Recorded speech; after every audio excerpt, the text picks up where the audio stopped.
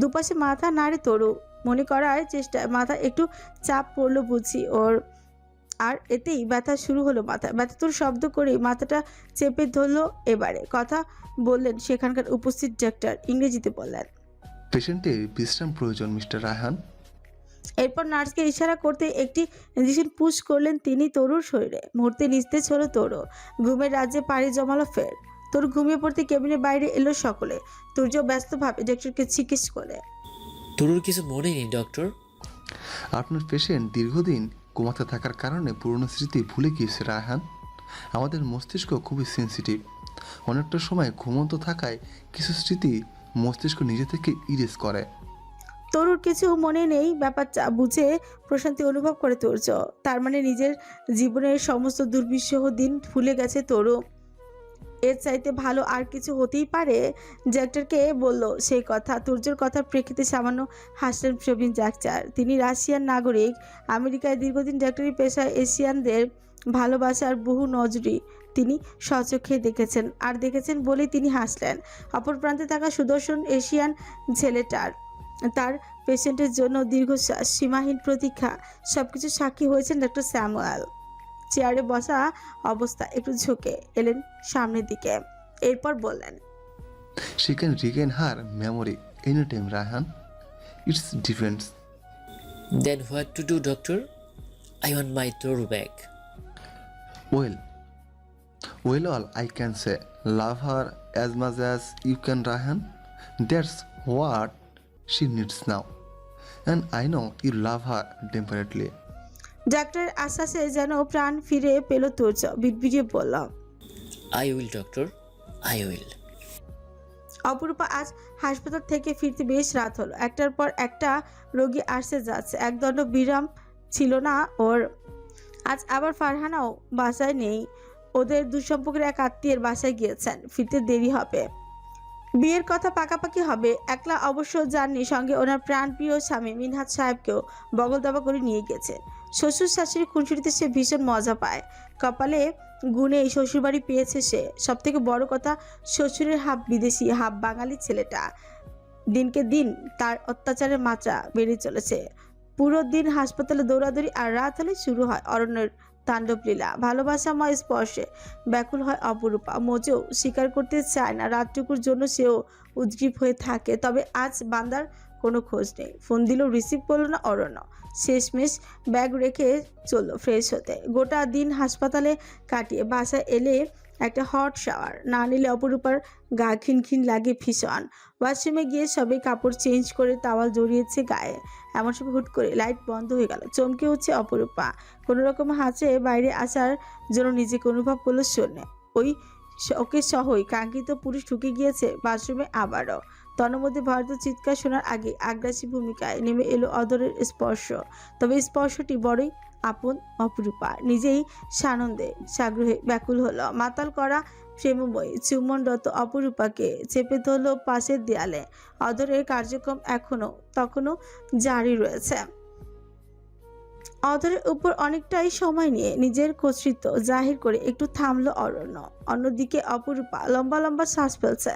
শার্টের একটা বোতাম নিয়ে টানাটানি করার ফাঁকে লাজুক হেসে বলল, এমন অতর্কিতভাবে আক্রমণ করে কি মজা পান বলুন তো? আপনার ভালো লাগে না? অপরূপার নাকের সঙ্গে নাক ঘষে বলল অরণ্য। আপনি কখন এলেন? সন্ধ্যায়। মানে আমি যখন এসেছি তখন আপনি বাড়িতেই ছিলেন? অপরূপার উন্মুক্ত গ্রীবায় নাক ঘষতে থাকে অরণ্য। তখনও ওকে শূন্যে উঠিয়ে দেয়ালে ঠেসে রেখেছে। অপরূপার প্রত্যুত্তরে অস্ফুট স্বরে শুধু বলল, তখন এলেন না কেন? আপনাকে সারপ্রাইজ দিতে চাইছিলাম। বুঝেছি, এবার নামান আমাকে। হাসপাতাল থেকে এসেছি, আমি ফ্রেশ হইনি এখনো। অপরূপার গ্রীবায় নাক ঘষে একটা শক্ত চুমু আঁকলো কানের লতিতে। এরপরই আলতো করে কামড় বসিয়ে দিয়ে নেশালো গলায় বলল, you want something different today? A new style? Something wild? ছি, আপনি কিন্তু দিন দিন লাগাম ছাড়া হয়ে যাচ্ছেন অরণ্য। তাছাড়া আমি বাইরে থেকে এসেছি, ফ্রেশ হতে হবে। ছাড়ুন, বের হন এখান থেকে। I am here for you Mrs pishachini. আপনি আমার। তাই জীবাণু বিদায় করার দায়িত্ব আমার। অ্যাজ ইউ নো আমি ভীষণ দায়িত্বশীল। বলি অপরূপাকে নামিয়ে শাওয়ার এরিয়ায় গিয়ে ঝর্ণাটা ছেড়ে দেয় অরণ্য। ততক্ষণে নিজের পরনের শার্ট ছুঁড়ে ফেলেছে দূরে। পরপরই হাত বাড়ালো ততক্ষণ দুজনের মাঝে আড়াল হয়ে থাকা সাদা চাওয়ালের গিচে খানিক মোচড়ামুচড়ি করলো অপরূপা। সিলেটের সেই রাতের বিগত 6 মাসের অরণ্য সম্ভবত কয়েক হাজার বার ঘনিষ্ঠ হয়েছে, অথচ প্রতিবারই লাজে আইচাই করে অপরূপা। নিজেও শক্ত করে চেপে ধরলো টাওয়ালের বাঁধন, লাজুক স্বরে বললাম, no. Yes and I will make it now. বলেই টাওয়ালটা ছুঁড়ে ফেললো দূরে। অপ্রার্থিব নারী দেহের সৌন্দর্যেই মাতাল হলো অরণ্য। ক্রমপ্রবাহমান বাড়িধারার নিচে উন্মাদ হলো নিজের প্রিয়সীতে। সিক্ত শরীরটা ফের পাজা করে উঁচিয়ে বিছানায় এনে মনোযোগী হলো অরণ্য। জুহাইয়ের ড্রেনেজ হয়তো একটু আলাদা রকম, ভালোবাসার রহস্য উন্মোচনে। আদরে ঝড় বইয়ে দেয়া ভালোবাসাবাসীর পরও ওরা দুজনেই নামলো নিচে। অপরূপার পরনে শুধু টি শার্ট স্কার্ট, অর্ণের বেশভূষাও টি শার্ট ট্রাউজারে ভদ্র সভ্য হয়েছে। ততক্ষণে ফিরে এসেছেন ফারহানা বেগম। ছেলেকে বাসা দেখে খুশি হন তিনি। ফুপুকে দেখে কিচেন থেকে বেরিয়ে এলো অপরূপা, হাতে অর্ণের জন্য বানানো কফি মগ। কফিটা অর্ণকে দিয়ে জড়িয়ে ধরলো ফুপুকে। ওরা সবাই তোর কথা বলছিল, তুই গেলি না। ওফ ফুপু, আমার ওসব গ্যাদারিং ভালো লাগে না। হয়েছে থাক। বলতে বলতে চোখে পড়লো অপরূপার ঘাড়ের পাশে লালচে হয়ে থাকা ক্ষততে। হাই হাই করে উঠলেন ফারহানা। রূপা, তোর ঘাড়ে কি হয়েছে? কিসে কামড় দিল? মলম লাগাতে হবে। তোর বিছানায় আবার ছাড় পোকা হলো নাকি? মায়ের চিল্লা পাল্লাতে অর্ণর নজরও পড়লো অপরূপার ঘাড়ের পাশে। কফিটা মূর্তি তালুতে উঠেলো ওর, খুকু করে কাশলো অরণ্য। লাজে আইচাই করে অপরূপা ফের ছুটলো রান্নাঘরে, তবে যাবার আগেই বলে গেল, ছাড় পোকা একটু বেশি বেড়েছে ফুপু, তুমি পেস্ট কন্ট্রোলার ডেকে নিও। 9 মাসের ফুজো পেচ্চা নিয়ে বারান্দায় এসে দাঁড়ালো প্রাণ। আজ বাইরে বেশ ঠান্ডা, সেই ঠান্ডা উপেক্ষা করে এখানে এসেছে সে। দিনগুলো ভীষণ বড় লাগছে ওর কাছে। ডক্টর জানিয়েছে নর্মাল ডেলিভারির জন্য প্রাণ সম্পূর্ণ সুস্থ, এখন শুধুমাত্র অপেক্ষা। বাড়ির বাইরে প্রায় 30 জন অস্ত্রধারী গার্ড ঘোরাঘুরি করছে। প্রায় বারান্দার এসে দাঁড়ানোর কারণে তারা নামিয়ে রেখেছে নিজের নজর। বাড়িটা দেখার ফাঁকে একটা পাতলা শাল নিজের গায়ে জড়িয়ে গেল প্রাণের। অবশ্য আপনা থেকে এটা হয়নি, শাল জড়িয়ে দিয়েছেন ইতিহাস কাঁপানো সুদর্শন মাফিয়া আদনান মুনতাসির ডেনেজ। তবে সে একজন চলতি ফিরতি মাকাল ফল। মেয়েরা তার সুদর্শন চেহারায় গলে গিয়ে মিশে একাকার হয়, অথচ তার হাতে দুটো রাঙা এক নিষ্পাপ তরুণীর রক্তে। প্রাণের গায়ে জড়ানো শালের সঙ্গে নিজেও জড়িয়ে নেয় তার অর্ধাঙ্গিনীকে। আদুরি মাখা গলায় বলে, গরম কাপড় ছেড়ে বাইরে এসছো কেন? এক ঝটকায় আদনানকে সরিয়ে দেয় প্রাণ। তেজ নিয়ে বলল, তোমাকে বলেছি না আমার থেকে দূরে থাকবে, কথা কানে যায় না? তুমি কিন্তু বাড়াবাড়ি করছো প্রাণ। তোমার মতো সাক্ষাৎ শয়তানকে আমি ভালোবেসেছিলাম, ভাবতেও আমার নিজেকে শেষ করে দিতে ইচ্ছে হয়। আমাকে একা থাকতে দাও না কেন তুমি? তোমার কাছ থেকে আমার নিজের নিস্তার নেই। বিগত 6 মাস যাবৎ নিজেকে দূরে সরিয়ে রেখেছে আদনানের কাছ থেকে প্রাণ, কিন্তু প্রাণের নিজেকে শেষ করে দেওয়ার কথা শুনে নিজেকে দমাতে পারে না আদনান। তাতে দাঁত পিষে বললাম, don't even think of it. বাচ্চাটা না থাকলে তোমার মতো খুনিয়ে আমাকে ছুঁয়েছে এটা ভেবে আমি নিজেকে শেষ করতাম। প্লিজ যাও আমার সামনে থেকে, আসবে না আমার কাছে। I hate you. বলতে বলতে কান্নায় ভেঙে পড়লো প্রাণ। প্রাণের চোখে জল সহ্য হলো না আদনানের। সে এগিয়ে এলো আরো কাছে, এসে উঠিয়ে নেয় পাজা কোলে। হাত পা ছোড়াছুড়ি করতে চাইলো। 9 মাসের ভারী পেট সমেত সেটা অতটা সহজ হয় না। তারপরও চেষ্টা করতে থমকালো আদনান। তুমি একা নও প্রাণ, ছেলে মানুষও করবে না। দু হাতে মুখ ঢেকে কাঁদতে থাকে প্রাণ। কি করবে সে? ভালোবাসার প্রতিদান এত যন্ত্রণার কেন? প্রাণকে নিয়ে বিছানায় বসিয়ে দেয় আদনান। 9 মাস পড়ার কারণে পায়ে বেশ পানি জমেছে প্রাণের। তাই তো অফিস থেকে ফিরে গরম তেল গরম করে তবেই দোতলায় এসেছে সে। হাতে দিতে চেক করে নেয় তেলটা, এরপর একটু বাঁকা হাসলো। ইচ্ছে করেই তেলটা একটু বেশি করে হিট দিয়ে এনেছিল, যার কারণে অভিমানী বউকে বাগে আনতে কিছুটা সময় তো লাগবেই। ততক্ষণে ঠান্ডা হয়ে যাবে তেলটা। এত বুদ্ধি নিয়ে চলে বলেই না সে একজন বিশ্ববিখ্যাত মাফিয়া হতেই পেরেছে। সবাই তো বোঝে তাকে, শুধু বোঝে না তো বোঝা। ইতিহাস সাক্ষী যাকে গোটা দুনিয়া ভালোবাসে, সেই মানুষটা বইয়ের ভালোবাসা থেকে বঞ্চিত হয়।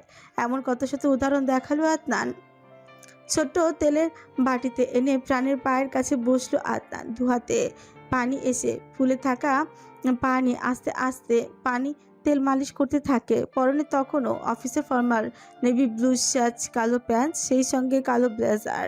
কোমরের কাছে উঁচু হয়ে থাকা ফুললি গ্লক 19, পায়ের মোজায় গুজে রাখা ভয়ঙ্কর ধারালো কম্ব্যাট নাইফ থাকা সত্ত্বেও আদনান মুনতাসির ডেনিস তার অভিমানী বইয়ের পায়ে তেল মালিশ করায় ব্যস্ত। গোটা দুনিয়ার কাছে সে হয়তো একটু আলাদা রকম, কিন্তু প্রাণের কাছে আদনান একজন প্রেমময়ী স্বামী।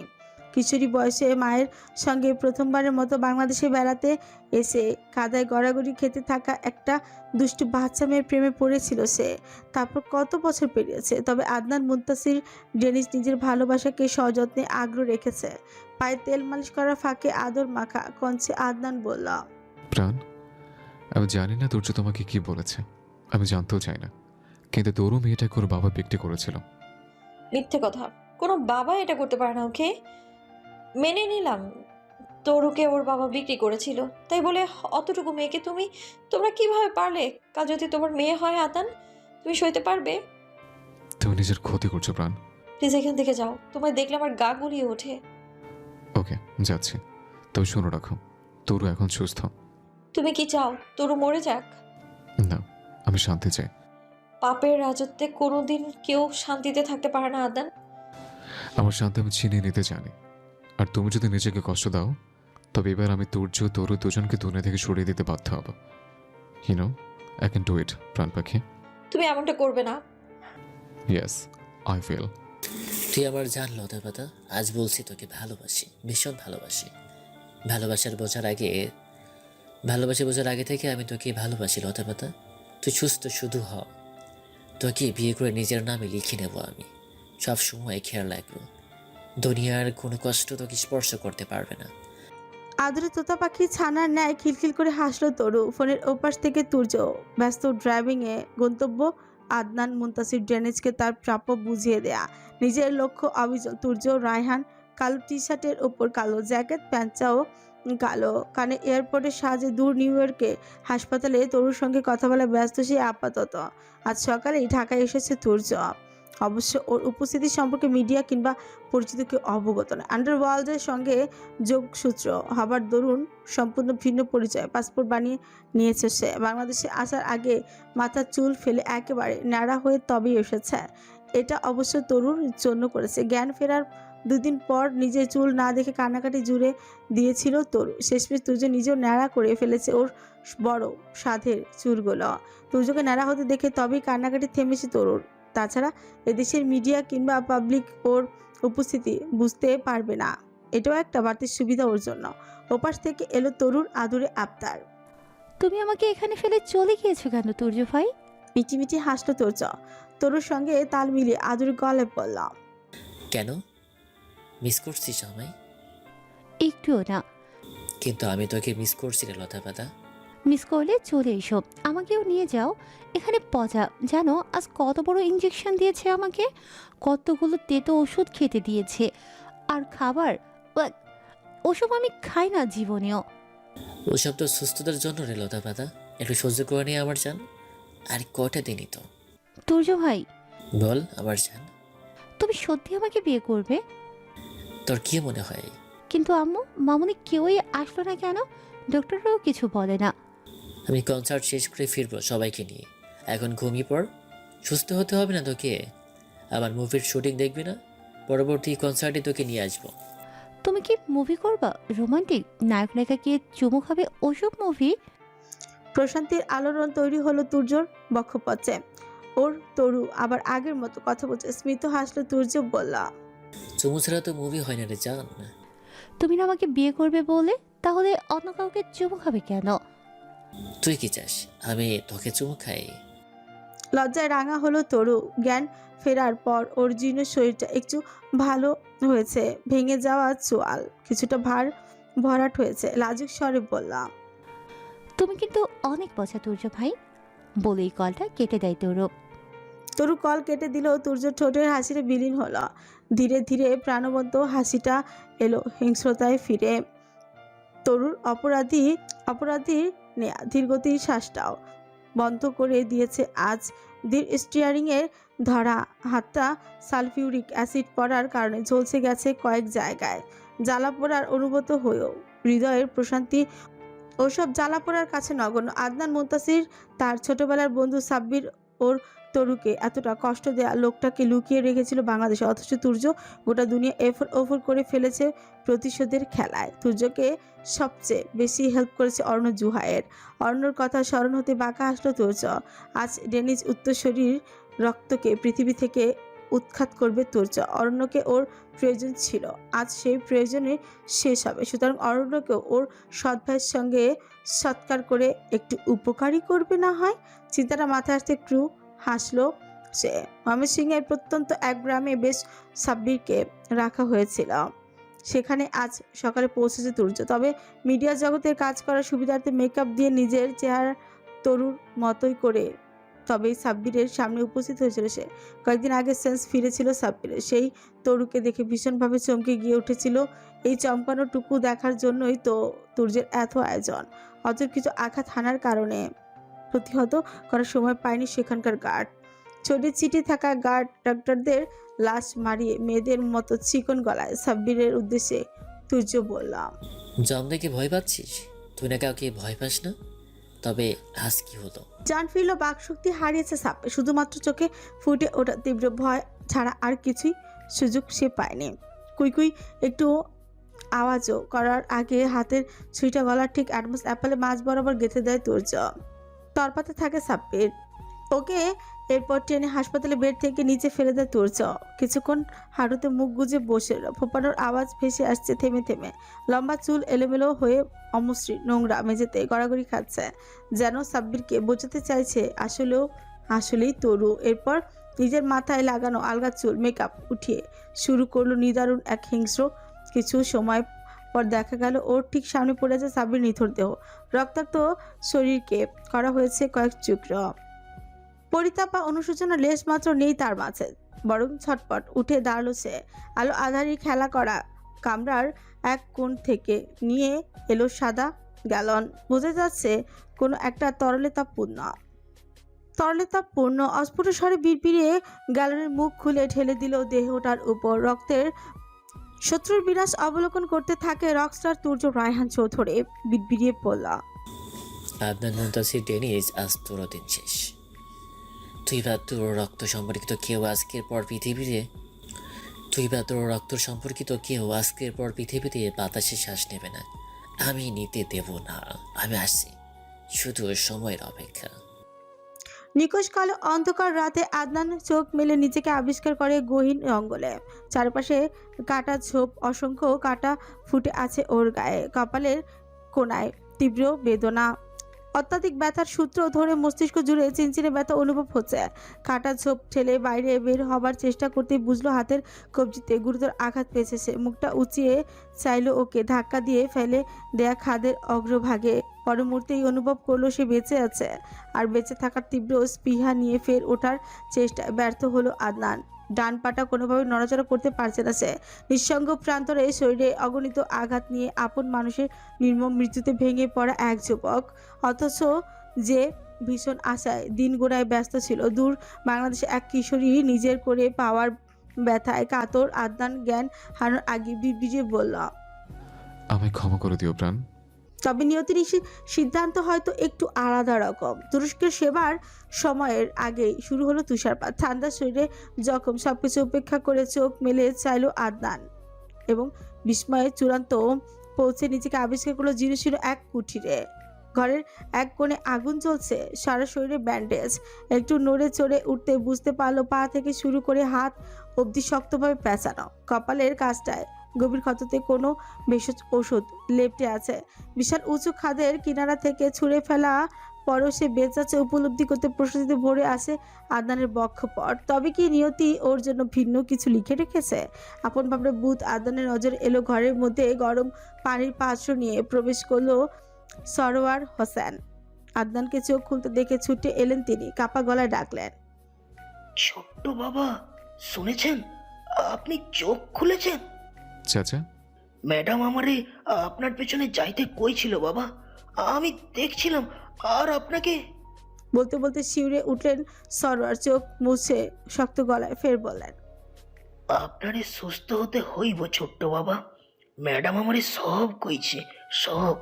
আপনারে আপনারে আমি অন্য দেশে পাঠাই দিব, সব ব্যবস্থা করা আছে। আপনি নিজের যোগ্য প্রমাণ করে ওদের প্রাপ্য ফিরাই দিবেন ছোট্ট বাবা। চিপ, আসিফের ডাকে ফিরে তাকালো আদনান। কাচুমাচু করে দাঁড়িয়ে আছে আসিফ ইয়াজিদ হোসেন। সেই গহীন জঙ্গলের কুটিরে আদনানের একমাত্র সঙ্গী সেই আসিফ। এরপর জীবনের প্রতিটি পদক্ষেপে ছায়ার মতো অনুসরণ করেছে আদনানকে। বিনা বাক্য ব্যয়ে আদনানের হুকুম তামিল করার যেন তার একমাত্র অবিচল লক্ষ্য। বহু বছরের পর আজ আদনান সুস্থ স্বাভাবিক জীবনযাপনের পেছনে আসিফ আর ওর বাবার অবদান সবচেয়ে বেশি। ওরা না থাকলে খাদের কিনারা থেকে ছুঁড়ে ফেলা আদনানের লাশটাও হারিয়ে যেত পৃথিবী থেকে। কেউ খুনা করেও টের পেত না তার অস্তিত্বের। সিগারে লম্বা একটা টান দিয়ে অমনোযোগী হয়ে ছোট্ট করে বলল আদনান, হুম? তুর্য আসছে। একা? জি চিপ। Brave kid. অরণ্য, সে কোথায়? সেও আছে, তবে নীরবে ফলো করছে শুধু। Aranya, Zohair is here Asif. কেমন চেক করে দেখো। সে প্রতিনিয়ত বাড়ির আশেপাশে ঘোরাফেরা করছে কিছুদিন যাবত। Keep an I on him. তোর থকচকে আসে ভয়ার্থ স্বরে হড়বড়িয়ে বলল, চিপ, আমি টিকিট বুক করি। এখান থেকে আশকোনা ক্যাম্পের কাজ দিয়ে এয়ারপোর্টে পৌঁছে যাব আধা ঘন্টায়। ম্যাডাম ঘুমিয়ে আছেন সম্ভবত, ওনাকে জাগাতে হবে। আদনানের জবাবে বিন্দুমাত্র অপেক্ষা না করে বিচলিত ভঙ্গিতে পকেট থেকে ফোন বের করে টিকিট বুকিংয়ের কাজে লেগে পড়ে আসিফ। কপালের কুঁচকে গভীর মনোযোগ দিয়ে সন্ধান করতে থাকে টিকিটের। পেয়েও গেল কিছুক্ষণের মধ্যে। উচ্ছ্বাসিত হয়ে কিছু সে কথা জানানোর জন্য ফোনের স্ক্রিন থেকে নজর উঠাতেই বিভ্রান্ত হলো আসিফ। নির্বিকার ভঙ্গিতে বসে থাকতে দেখে ফিউ কুচকে ফের সুথল। চিপ, আমি শ্রীলঙ্কায় টিকিট কেটে দিই। অরণ্য ওখানে যেতে পারবে না। ওখানকার একজন ওয়ান্টেড ক্রিমিনাল অরণ্য জোয়াহের। তবে কোনো কিছুতে বিচলিত হতে দেখা গেল না আদনানকে, বরং সিগারেটটা ফেলে পা দিয়ে পিষিয়ে দিয়ে বললাম, গার্ডদের ছুটি দিয়ে দাও আসিফ। কিন্তু chip, It's time to pay them back. No more running. Anyway, how much time do we have? 15 minute maximum. Enough for me. কিন্তু চিপ, তুর্য কোনো ভালো উদ্দেশ্যে নিয়ে আসছে না। I know. ম্যাডাম অসুস্থ চিপ। Asif, do you regret being with me? Regret? চিপ, আমি কোনো ভুল করেছি? গত বছর আমার সহচর ছিলে, আমার সর্বোচ্চ খারাপটা দেখেছ, তো আমাকে ছেড়ে যাওনি। But it's your time. If you want we can leave now. আমার কিছু হয়ে গেলে ওরা তোমাকে ছাড়বে না।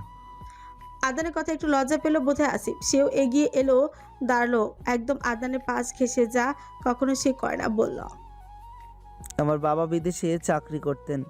মাসের প্রথমে টাকা পয়সা যা পাঠাতেন তাতে সচ্ছল জীবনযাপন করতাম আমরা। আমি বাড়ি ছিলাম না। সিলিন্ডার ব্লাস্ট হয়ে আম্মা গত হলেন। খেলার মাঠে শুনি আমাদের ঘর বাড়ি নাকি সব পুড়ে ছাই। ছুটে এলাম, কিন্তু তখনও জানতাম না আগুনের লেলিহানে আমার আম্মুও ছাই হয়েছে। তারপরে গল্পটা অবশ্য সহজ। বাবা এলেন, কিন্তু তিনি চাকরি ছাড়তে পারবেন না। আমি তখন ক্লাস 8-এ পড়ি। খুব বেশি বড় না হলেও নিজের অবস্থা বোঝার মতো বড় হয়েছি। উনি আমাকে নিয়ে উড়াল দিলেন সুদূর তুরস্ক। বাবা কাজ থেকে ফিরে প্রায়ই আপনার গল্প করতেন।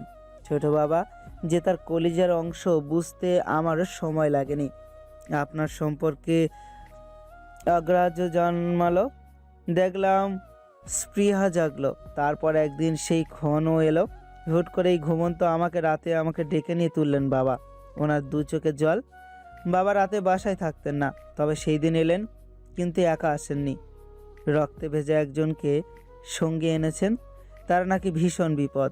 সেই রাতে আমি দেখেছিলাম চিপ, একটা শান্ত মুখশ্রীর ছেলে, বয়স হয়তো আমার চেয়ে একটু বেশিই হবে। কপালের কোণাটায় জখম হয়েছে, শ্বাস চলছে খুবই ধীর গতিতে। তার নাকি বাবা মা কেউ নেই, আমারও আম্মা নেই। আমি জানি মাতৃবিয়োগের যন্ত্রণা কতটা পীড়াদায়ক। সেই আমি এক দৃশ্য টানে আমি দৌড় দিয়ে গিয়ে অ্যান্টিসেপটিক এনে লাগিয়ে দিলাম তার কপাল কোণায়। তাতেও রক্ত পড়া বন্ধ হলো না। আমার খুব প্রিয় টি শার্ট দিয়ে চেপে ধরলাম কপালের কোণা, তবুও কিছু হয় না। কিন্তু আমার টি শার্ট ভিজে একাকার, আমার হাত কাঁপা শুরু হলো। এদিকে বাবা তাড়া দিচ্ছেন, আমরা এখানে থাকতে পারবো না। সেই রক্তাক্ত ছেলেকে নিয়ে আমরা সবাই ছুটলাম গভীর জঙ্গলে, যেখানে তাকে নেওয়া দরকার ছিল হাসপাতালে। আমারও চোখ ভিজে গেল। নিজের অজান্তেই সেদিন আপনার সঙ্গে আমার সম্পর্ক তৈরি হয়েছিল চিপ। অ্যান্টিসেপটিকের সম্পর্ক, এটাকে বন্ধুত্ব ভাই কিংবা মণিপ্রভু যাই বলবেন, আমি সেটাই। জীবনের শেষ দিন পর্যন্ত আমি আপনার পাশে থেকেই যাব। যতবার আমি ব্যথা পাবেন ততবার আমি যেন দৌড়ে অ্যান্টিসেপ্টিক নিয়ে আপনার কাছে আসতে পারি।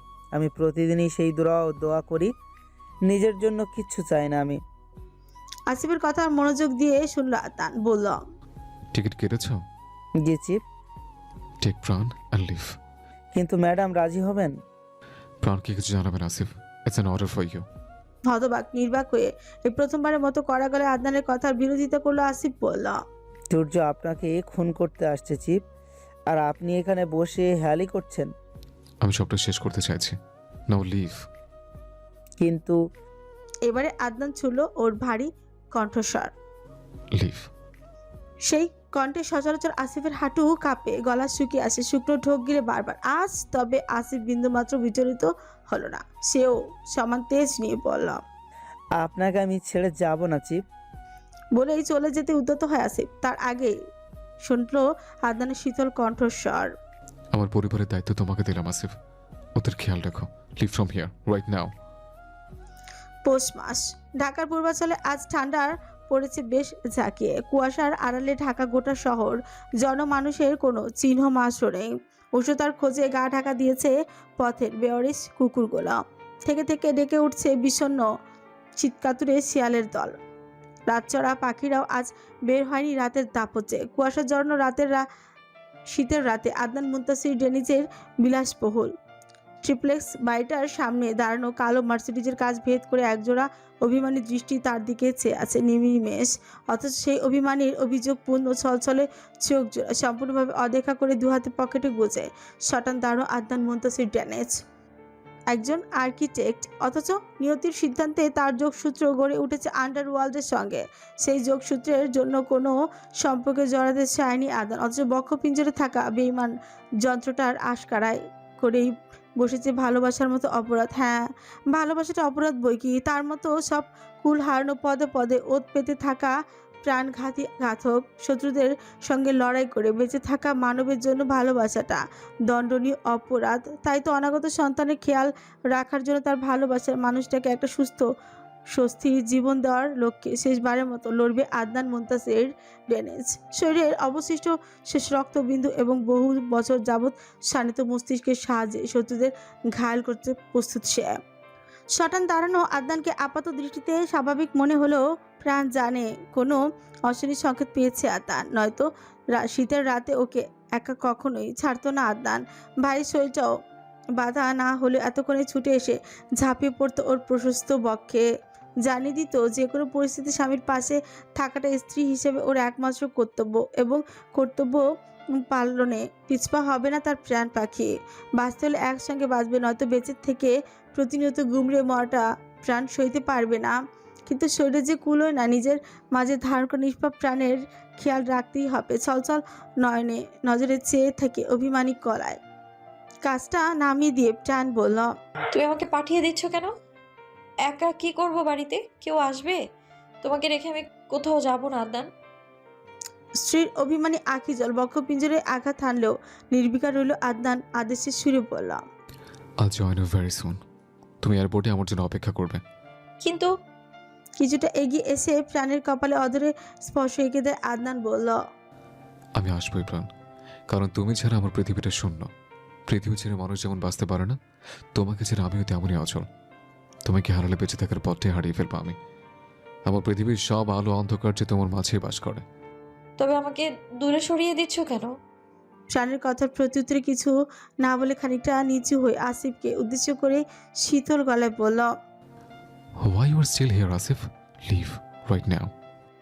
আদনানের শীতল কণ্ঠের আদেশের পর আর 1 মিনিটও অপেক্ষা করা অনুচিত ভেবেই তড়িৎ গাড়ি স্টার্ট করে আসিফ। ছলছল নজরে ব্যাকসিটের জানলার কাছে হাত রাখলো প্রাণ, যেন ওর ওপাশে দাঁড়ানো নিষ্ঠুর মানুষটিকে শেষবারের মতো ছুঁয়ে দেবার প্রয়াস। আদনান নিজেও রাখলো ওর হাতটা প্রাণের রাখা হাত বরাবর। মাঝখানে দেয়াল হিসেবে রইল কাচের বুলেট প্রুফ কাচ।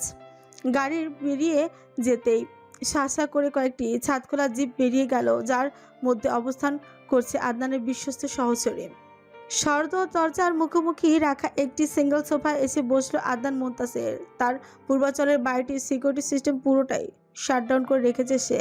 তবে সিকিউরিটি নেই বলে আদনানকে সামান্যতম বিচলিত বলে সোম হবার সুযোগও নেই। নিজ শক্তিতে সে বলিয়ান, নিশ্চিত মৃত্যু জেনে ছুঁড়ে ফেলা হয়েছিল তাকে খাদের কিনার হতে। আজ আবারও তেমন এক শীতল রাত প্রস্তুত। আজ যদি আদনানের কিছু হয়ে যায় তবে তার অনাগত সন্তানের চেহারাটাও যে তার অদেখাই থেকে যাবে। আচ্ছা, ওর মা যদি বেঁচে থাকতেন, তুরস্কের ওদের একটা সুন্দর ফ্যামিলি হতো, তাহলে ওর মা নিশ্চয়ই অনেক খুশি হতেন। ফুপু ভাতিজি মিলে ওদের একটা নির্ঝঞ্ঝাট অনারম্ভ জীবন হতো। একটু হাসলো আদনান। নিজ দেশ, ঘর, আপনজন সবকিছু হারিয়ে যশোর এসেছিল সে সেই কিশোরী প্রাণের কাছে। তারপর ক্ষণে ক্ষণে কেটেছে প্রায় 10 বছর। স্কুলে রঙিন স্বপ্ন দেখা প্রাণ আজ ওর অর্ধাঙ্গিনী। 6টা বছর অপেক্ষা করেছে প্রাণ ওর জন্য। অবশ্য নিয়মিত খোঁজ খবর রেখেছে আদনান। আর যাই হোক, ওটা তার পাখি। অন্য কোথাও উড়ে যাওয়াটা আদনান সহ্য করতে পারবে না, কিংবা অন্য কেউ তার পাখিকে ঠকাবে, এটাও হতে পারে না। কিন্তু সবকিছু পঞ্জ করলেও অরণ্য জুহাইয়ের কিডন্যাপ করে আটকে রাখলো প্রাণকে ওকে ধরার শেষ চোপ হিসেবে। শেষমেশ হাসতেই হয়েছিল। সে তার প্রাণ পাখিকে ফিরে পেল। জমিয়ে সংসারও করা হলো না ওর।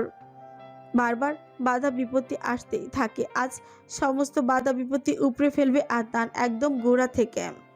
আদনানের পরনে শুধুমাত্র একটা কালো টি শার্ট এবং নীল জিন্স, পায়ে স্নেকার্স। কনকনে ঠান্ডাতেও সে নির্বিকার। অবশ্য ঠান্ডার ঢাকার তার লাগার কথাও নয়। ইস্তাম্বুলের তুষারপাতে পাতলা উইঞ্চ ব্রেকার পরে ঘোরাফেরা করার অভ্যাস আছে ওর। জীবনের হিসেবের খাতা খুলে বসলো, কোনো কিছুরই তোয়াক্কা করে না আদনান। আজ যদিও ওর কিছু হয়ে যায়, শকুনের ন্যায় ছিঁড়ে খাবে ওরা প্রাণকে। পৃথিবীতে আসার মাত্র কিছুদিন বাকি থাকা অরুষজাত সন্তানকে বাঁচতে দেবে না। তবে কি আদনান একজন ব্যর্থ পিতা? সন্তানের যথাযথ সুরক্ষা নিশ্চিতে অক্ষম সে। সোফার পাশে রাখা রুবিক্স কিউব মেলাতে মেলাতে আদনান সমস্ত ধ্যান জ্ঞান কাজে লাগিয়ে গভীর মনোযোগের সহিত ব্যস্ত হলো সে। তীক্ষ্ণ বুদ্ধি সম্পন্ন Adnan Muntasir Rubik's cube puzzle মিলিয়েও ফেললো মাত্র কয়েক মিনিটের ব্যবধানে। নিজেকে বাহবা দিয়ে সম্মুখে নজর ফেরাতে এই ঠোঁটের হাসিটা মিলিয়ে গেল কর্পূরের ন্যায়। চোয়াল শক্ত হলো, দুচোখে ভর করলো ক্রোধ। 9 মাসের অন্তঃসত্ত্বা প্রাণের কিছুক্ষণ আগের হতাশাগ্রস্ত অভিমানী আনন্দ ভেসে উঠল। একমাত্র ত্রুজ নামক উটকো ঝামেলার কারণে তার বউটাকে শীতের রাতে কম্বলের ছেড়ে এয়ারপোর্টে লাউঞ্জে বসে থাকতে হবে। অথচ আদনান জানে প্রাণ ইদানিং বেশিক্ষণ বসে থাকতে পারে না। দুপায়ে ছিনছিন করে, হাড়ের গিঁটে ব্যথা হয়। আর সব থেকে বাজে ব্যাপার, সারাদিন আজ প্রাণ রেস্টলেস ছিল, যার কারণে ঘুমাতেও পারেনি বিন্দুমাত্র। প্লেনের জাকিংয়ে গর্ভাবস্থার শেষ দিকে অত্যন্ত ক্ষতিকর মনে পড়তে রাগের মাত্রা তড়িৎ গতিতে চলল আদনানের। আর এদিকে সারাদিন রাস্তাঘাটে ভ্যা ভ্যা করে গলা ছেড়ে গান গেয়ে বেড়ানো এক রোড সাইড রকস্টার নাকি পণ করেছে ওকে শেষ করবে। এদিকে ওদিকে খলবল করে বেড়াচ্ছে বারবার। তার ছেলের সহিত হাসলো আদনান। ক্রোধ মিশ্রিত সেই হাসিতে ছিল লজ্জাপন্ন করে দেওয়ার হিংস্রতা। তুর্য দাঁড়িয়ে আছে ঠিক আদনানের সম্মুখে, রিভলভার তাক করে রেখেছে আদনানের কপাল বরাবর। ঠোঁটের কোণে ফুটে আছে হিংস্রতম ক্রু হাসি। সেও আজ শেষবারের মতো মোকাবেলা করতে প্রস্তুত। আদনানের মতো করে কপালের কাজটা চুলকে তুর্য যেমনভাবে আদনান আমেরিকান অ্যাকসেন্টে সে কথা বলে ঠিক সেভাবেই বলল, উই মিট এগেইন ডেনিস। আদনান নিজেও চুলকালো ওর কপালের কাছে কাটা জায়গাটা। স্মিত হেসে বলল, I was desperate, as you know. Brave man, no guards at all. আমি ভেবেছিলাম শখানেক মার্ডার করতে হবে আমায় আজ। Shit life. Don't be sad, Kiru. তোর ওয়েলকাম করার জন্য সবাইকে ফুল আনতে পাঠিয়েছে। লাস্ট রিচুয়ালে ফুল প্রয়োজন হয়। So kind of you Dennis. Anyway, আমি আমার কথা রেখেছি। শত্রুকে হালকাভাবে নেওয়া উচিত নয়। গার্ডস না রেখে আমার কাজটা সহজ করে দিয়েছিস তুই। Now it's your time to die. And you will die tonight. I will make sure of it. তরুলতা হক, কেবিন নং 205, নিউ ইয়র্ক সিটি হসপিটাল। তোর ফোন পাওয়ার পর থেকে বালিশে মুখ গুজে মেটে মেটে হাসছে। বিয়ের কথা বলেছিস, কিন্তু বিয়ে করার জন্য বেঁচে থাকতে হবে না। সুতরাং রিভলভারটা সরা রোড সাইড রকস্টার। আমি বাচ্চাদের সঙ্গে খেলতে পছন্দ করি না। গান পয়েন্টে তুই আসিস টেনিস, আমি নই। যাকে গুরু মেরে 3 বেলা সালাম ঠুকছিস, আমার বিরুদ্ধে ষড়যন্ত্র করে বেড়াচ্ছিস, তাকে জিজ্ঞেস করিস নি? আমাকে মেরে ফেলাটা তোদের দ্বারা সম্ভব নয়। সে আগে কয়েকবার চেষ্টা করেছে, ব্যর্থ হয়ে তোকে দিয়ে কাজ চালিয়ে নিচ্ছে। ওহো করে হাসলো তুর্য। রিভলভারটা আরেকটু সেধিয়ে ধরে বলল, Any last wish? তরুণ এখন ইঞ্জেকশন দেওয়ার টাইম, মিস্টার রকস্টার। দেখা গেল স্যারেটিভ কয়েক অ্যাম্পল পেশে চলে গেল শরীরে। 9 মাস যাবৎ কমায় থাকে শরীরটা, আচমকা 2-3 অ্যাম্পল বেশি স্যারেটিভ টলারেট করতে পারবে তো? Any gas? তোরকে তুই কিছু করতে পারবি না। পুরো ঘটনাটি লাইভ টেলিকাস্ট দেখতে চাস miss rockstar? Has I told you, throw that toy, you know? এইসব নিয়ে বাচ্চাদের খেলা করতে নেই। তুই বাচ্চা বলে তোর সঙ্গে যথেষ্ট ধৈর্য দেখিয়েছি আমি, নয়তো আমার দর্শন পাবার পর জমির বাড়ি থেকে কেউ দূরে থাকতে পারে না বেশি দিন। আদনানের শীতল ব্যবহারে না চাইতেও ভয় পেল তুর্য। ক্রোধান্বিত হয়ে বলল, তোরকে তুই কিচ্ছু করতে পারবি না। আমার তোরকে কিছু করলে তোকে আমি জ্যান্ত পুঁতে ফেলবো আদনান। এবারে সোফা আরেকটু আয়েস করে বসলো আদনান। রুবিক্স কিউব পাজলটা তখন হাতে ধরে রাখা, শান্ত অথচ চিরস্বরে বলল, আমার ওয়াইফ প্রাণ সে ইনোসেন্ট নয়। আমার ওয়াইফ প্রাণ সে ইনোসেন্ট নয়। ওকে আমাদের মাঝে টেনেছিস, শপিং মলে ওয়াশরুমে আটকে উল্টাপাল্টা বুঝিয়ে ব্রেন ওয়াশ করেছিস। তুই কি ভেবেছিস আমি কিছু জানতে পারবো না? She is my life. নিজের জীবনের প্রতিটি পল, প্রতিটি ক্ষণের হিসেব আমি রাখি। এক মুহূর্তের জন্য আমার নজর সরাই না। বান্দরবানে দিনের পর দিন ওকে আটকে রেখে পয়সন দিয়েছিস, সেই হিসেবটা আজ বরাবর করা হবে। তোর কুত্তার লেস তোদের সোজা করা যায় না, মূত্র ভেঙে দিতে হয়। হুঙ্কার দিয়ে কথা বলতে রুবিক্স কিউবটা বদলে গেল আদনানের বহু দিনের সঙ্গী গ্লক 19 রিভলভারে। পাজলের আড়ালে রিভলভার লুকিয়ে রাখে আদনান, সেভাবেই কাস্টমাইজ করে বানানো পাজলটি। এবং এক লাথিতে তুর্যের হাতে রিভলভারটা গিয়ে পড়লো সোফার নিচে। তুর্য রিভলভারের হাত থেকে ছিটকে যেতে 1 সেকেন্ডও দেরি করে না আদনান। ওর প্রথম বুলেটটা আঘাত হানলো তুর্যের পায়ে। তাৎকিরমির করে তুর্য বল, I will kill you. Mafia হওয়ার প্রথম শর্ত, শত্রুকে কথা বলে সুযোগ দেওয়া যাবে না। Go for the action, don't be late. বেঁচে থাকলে মাথায় রাখবি। বলে অত্যন্ত ক্ষিপ্র গতিতে এগিয়ে যায় আদনান। শক্তিশালী থাবায় চেপে ধরে একের পর এক কিল ঘুষি খুদিয়ে কুপকাত করতে থাকে তুর্যকে। ওর মাঝে যেন অসুরের শক্তি ভর করেছে, কোনো রকম বিরাম ব্যতীত মেনে চলেছে। তুর্য রক্তাক্ত শরীরটা মেঝেতে ফেলে লাথি দিতে দিতে আদনান রাগের স্বরে পড়ল, প্রাণের শরীরে পয়জন পুশ করার সাহস কি করে তোর? আমাকে মারতে চাইছিস না? এটুকুতে হাল ছেড়ে দিয়েছিস, আমার পায়ের নিচে এসে পড়েছিস। এখানে তোকে আর এদিকে তোরকে আমি চাইলেই মেরে ফেলতে পারি, কিন্তু আমি জানি ভালোবাসা অন্ধ হয়ে গিয়েছিস তুই, তাই ছেড়ে দিয়েছে। কিন্তু আমি ভুলে গিয়েছিলাম তুই আমার গলার কাঁটা, আর কাঁটাকে ছাড় নয় চির উপরে ফেলে দিতে হয়। তুর্যের মুখের উপর একটা শক্ত লাথি দেয় আদনান। এতেই যেন সমস্ত শক্তি ক্ষয় হয় তুর্যর। পায়ের রক্তক্ষরণে এমনিতেও ওর নিস্তেজ অবস্থা, সেই সাথে মুখের উপর অমন দানবীয় লাথিতে ছোঁচ খেচে রক্তারক্তি শুরু হলো। হাঁপাতে হাঁপাতে তুর্য বলল, আমার তোরকে ছেড়ে দে আদনান, আমাকে মেরে ফেল, তাও ওকে কিছু করিস না। নেভার।